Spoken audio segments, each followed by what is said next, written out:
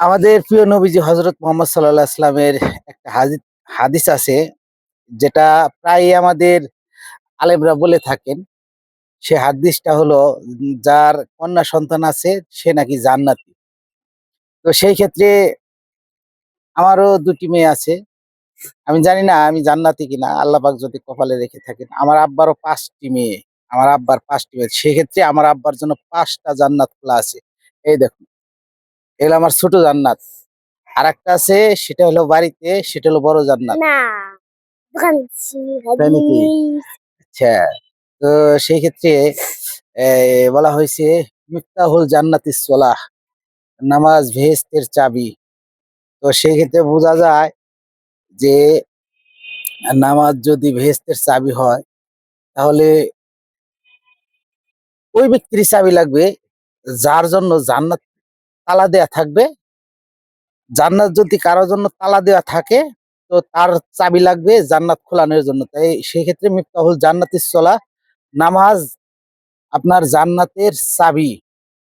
তো যার তালা দেয়া থাকবে তার জন্যই চাবির প্রয়োজন হবে। আর যার জান্নাত তালা দেওয়া থাকবে না, জান্নাত যার জন্য খোলা থাকবে তার জন্য তো কোনো চাবির প্রয়োজন নাই। কারণ জান্নাতের দরজা যার জন্যে খোলা, তার আবার কিসের জান্নাতের চাবি লাগবে? চাবি লাগবে না।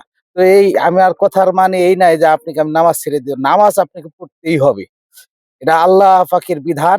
আল্লাহ পাক এটা আপনার উপর ফরজ করছে। আপনাকে নামাজ আদায় করতেই হবে। সেটা যেকোনো মুহূর্তে যেকোনোভাবে আপনি থাকেন না কেন, আপনার যদি সেন্স থাকে, একটুও বুদ্ধি থাকে, জ্ঞান থাকে, আপনার বিবেক বুদ্ধি যদি মনে করেন মৃত্যু হয় নাই, আপনি বুঝতে পারেন যে আপনি বেঁচে আছেন, আপনার জ্ঞান শক্তি আছে, তো সেই ক্ষেত্রে আপনি যদি উন্মাদ না হন, পাগল না হন, তাহলে আপনাকে নামাজ পড়তেই হবে। নামাজ ছাড়া কোনো নাই। আমার কথাটা বের না যে অনেক ক্ষেত্রে আল্লাহ পাক বলেছেন যে কিছু ক্ষেত্র আছে যে ক্ষেত্রের জন্য জান্নাত, তার জন্য কি থাকবে? জান্নাতের ৮ টা দরজা খোলা থাকবে। সে যে দরজা দিয়ে ইচ্ছে সেই দরজা দিয়ে প্রবেশ করতে পারবে। তো গাইস, আপনারা যদি আপনাদের কারো কন্যা সন্তান হয়ে থাকে, তাহলে আপনারা কোনো সময়ই নারাজ হবেন না, বেজার হবেন না। আল্লাহ পাকের উপরে খুশি থাকবেন। আল্লাহ পাক, পৃথিবীতে অনেক লোক আছে যাদের কোনো সন্তান আল্লাহ পাক দেয়নি। তো সেই ক্ষেত্রে আপনি আমি তো অনেক সুখে আছি। বাবা ডাকার মতো তো একজন পার্সন তো আছে। আমার ২ টি পার্সন, এই যে একটা দেখুন কত হাসি খুশি। এগুলি একেকটা জান্নাত, দেখছেন? একেকটা জান্নাত দেখেন কেমন করে। এগুলি একেকটা জান্নাত। ভালো থাকবেন সবাই, দোয়া রাখবেন। দোয়া করি সকলেই ভালো থাকবেন। আমার জন্য দোয়া করবেন। আল্লাহ পাক যেন সর্ব অবস্থাতেই